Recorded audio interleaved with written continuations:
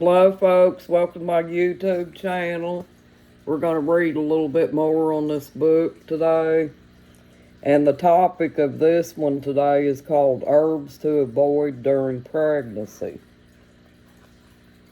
Most of us female homesteaders just love knowing there's a future mini farmhand growing in our bellies. And some of us want to start our herbal journey when we're expanding and growing our family. While this is an exceptional way to begin your herbs lifestyle, there are some herbs you should avoid during pregnancy when taking a medical dose. Now, there are many herbs that you can still use in cooking, but taking them in high medical doses is an absolute no-no. See the difference here? It is important to know the difference between daily culinary and medicinal intake. As long as you are using them in culinary food intake, not medicinal intake, herbs like garlic, turmeric, rosemary, sage, and ginger are all okay. Taken in medicinal doses, they are not recommended. That's when you're pregnant, folks. There are most certainly more to name, but they are typically uncommon for most homesteaders to grow or use. Our goal is not to be overrun with so many hundreds of different herbs that we forget how to use them appropriately. Herbs to avoid with animals. Folks, this is talking about what to avoid if you're giving your animals herbs. It says there are some herbs you just simply want to avoid with animals or be very cautious when using. Again, keep in mind we're talking about medicinal doses here. A little bit of garlic in the chicken's feed isn't going to have detrimental effects, just like putting tea tree essential oil on a dog's wound most likely won't cause issues. That said, the right dosage is extremely important with the following herbs when using around animals.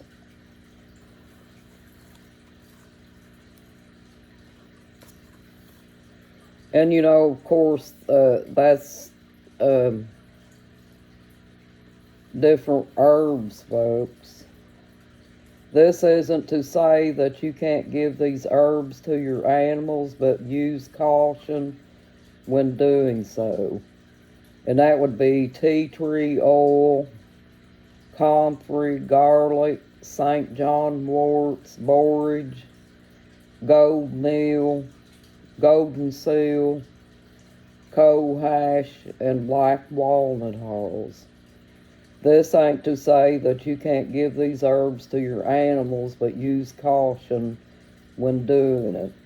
Make sure you aren't throwing an entire basket of comfrey in the barnyard and you'll be good to go.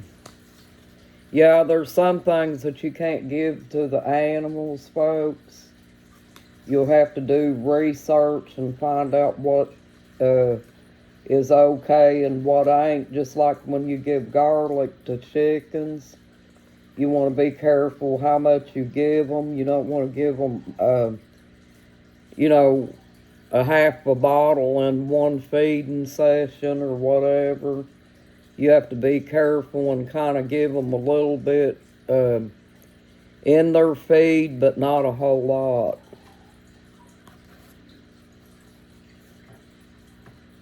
Okay, starting a herb garden can be intimidating. I mean, what on earth do you put in that thing? Well, herbs, of course, but where would one even begin to whittle down what kinds of herbs to plant. Do they need extra fertilizer? Do they need special treatment? Will kill them? Will kill my family? Do I need 200 herbs in order to accomplish everything I want to do? Calm down there. You've got this. Just take a few deep breaths. Well, starting the herb garden is simple, really, and no, you won't hurt anyone in the process. I promise. A little fertile soil, a little water, and good amount of sunlight. This is just good of basic elementary science. My friend, and really truly, that's all most herbs need. Choosing 5 herbs for your garden. The easiest way to begin your herb garden is to choose 5 herbs that best suit your homestead needs. My initial list looks something like this. It would be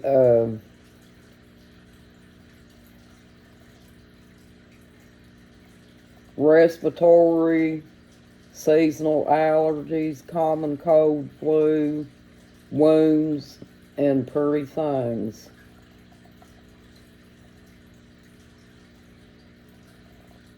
Yes, pretty things was definitely on my list. I wanted some herbs just for their aromatic benefits, like lavender, to be pretty too. I failed miserably at lavender all 3 times I grew it at the first year, but I continued to try. As our homesteading journey went on, so did my needs. My list now looks a lot like this: respiratory, common cold and flu, nausea, leaky gut, boils and cysts, chicken health, bleeding, toothache, broken bones, deep wounds, high blood pressure, migraines, overall livestock health, parasite eradication, culinary uses, and so much more. Wow, what a list, right? While this list looks overwhelming, luckily only need a few herbs to treat most of them.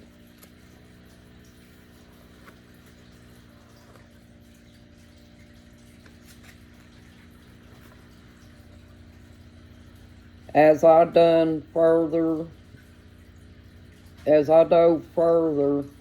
into homesteading, I found that when the same things worked, I wanted more.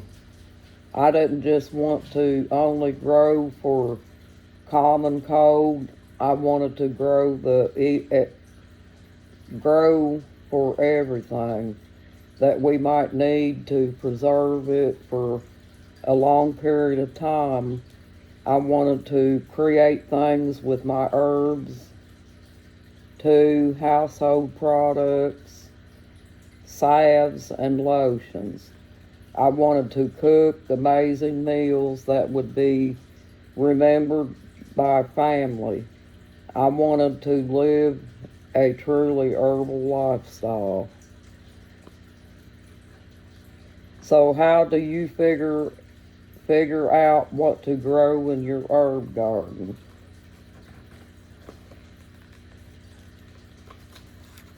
Pretty interesting, folks.